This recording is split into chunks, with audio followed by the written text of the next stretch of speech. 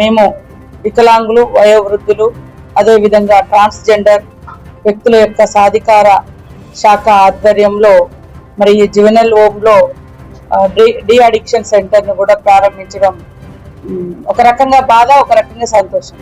ఎందుకంటే ఈరోజు పిల్లలు, చిన్న చిన్న పిల్లలు కూడా నేరాలకు పాల్పడి ఇలా జ్యువెనైల్ హోమ్లోకి, బాల కర్మాగార జైల్లోకి వచ్చి మగ్గిపోతున్నారు.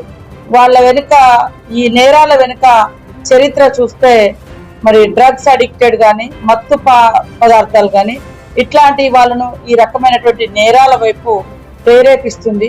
అది చాలా బాధాకరం.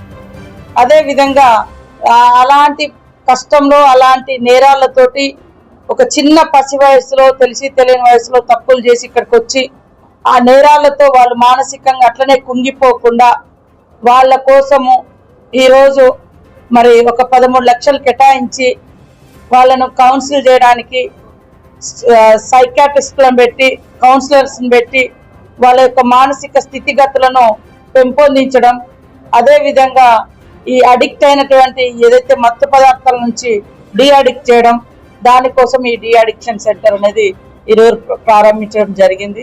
అందుకనే నేను గతంలో కూడా వచ్చినప్పుడు పిల్లలకు అందరికి ఒకటే చెప్పిన, ఈరోజు ఈ కారాగారం అంటే ఇక్కడ ఏదైతే ఈ హైదరాబాద్ అబ్జర్వేషన్ హోమ్ లో ఉన్నారో ఇది శిక్షా కాలం కాదు, శిక్షణ కాలము అనుకోండి అని చెప్పిన.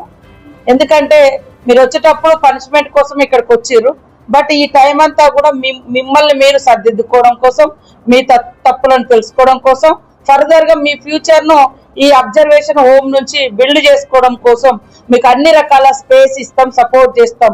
బట్ మళ్ళీ నేరాల వైపు మాత్రం ఈ యొక్క బాలలు, బాలికలు వెళ్ళకూడదు అనేది మా యొక్క ఉద్దేశం. దానికోసమే ఇదొక శిక్షణా కాలం లాగా పెట్టి ఇక్కడ రకరకాల ట్రైనింగ్స్ కూడా వాళ్ళకి ఇవ్వడం జరుగుతుంది. వాళ్ళు అంటే చేతి వృత్తుల్లాగా ఇప్పుడు చేతి వృత్తుల పనులు కూడా చేస్తా ఉన్నారు.